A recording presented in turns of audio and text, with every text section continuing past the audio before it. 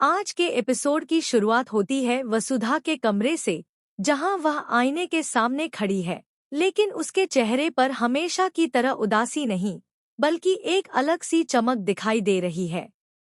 उसकी आंखों में डर भी है और उम्मीद भी। वसुधा बार बार अपने दिल पर हाथ रखती है, जैसे खुद को यकीन दिला रही हो कि जो होने वाला है वह सच है। तभी वह गहरी सांस लेती है और मन ही मन फैसला करती है कि अब उसे देव को सब कुछ बता देना चाहिए, क्योंकि यह खबर सिर्फ उसकी नहीं, बल्कि देव की जिंदगी बदलने वाली है। दूसरी तरफ देव नीचे हॉल में बैठा कुछ फाइल्स देख रहा होता है।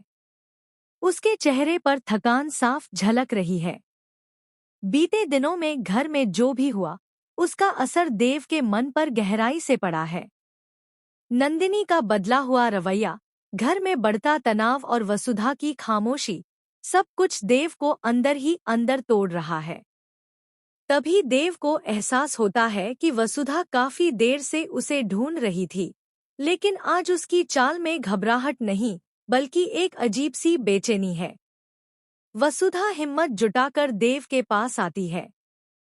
कुछ पल दोनों एक दूसरे को देखते रहते हैं। देव पूछता है, वसुधा, तुम ठीक तो हो? तुम कुछ कहना चाहती हो?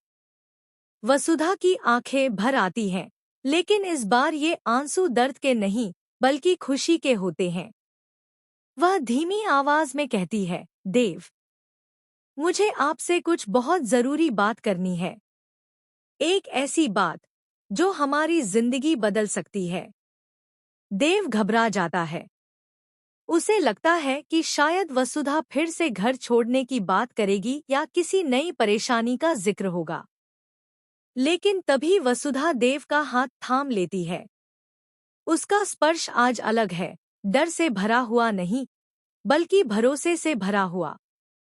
वसुधा कांपती हुई आवाज में कहती है, देव, मैं मां बनने वाली हूं। ये शब्द सुनते ही देव के पैरों तले जमीन खिसक जाती है। कुछ सेकंड के लिए उसे यकीन ही नहीं होता कि उसने क्या सुना। वह बार बार वसुधा का चेहरा देखता है, जैसे सच और झूठ के बीच फर्क करने की कोशिश कर रहा हो। क्या क्या तुम सच कह रही हो वसुधा? वसुधा सिर हिलाकर हाँ कहती है और उसकी आंखों से खुशी के आंसू बहने लगते हैं। देव की आंखों में भी नमी आ जाती है। वह जिंदगी में पहली बार इतना भावुक नजर आता है। वह वसुधा को अपने सीने से लगा लेता है। ये तो सबसे बड़ी खुशखबरी है वसुधा, देव कहता है। तुमने मुझे आज सबसे बड़ी खुशी दी है। दोनों एक दूसरे